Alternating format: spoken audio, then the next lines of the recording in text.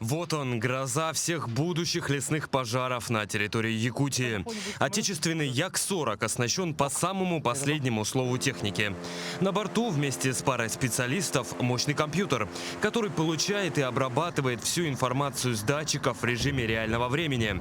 Экипаж взлетает с аэродрома и исследует небо в поисках необходимых облаков. Нужны подходящие по температуре и влажности.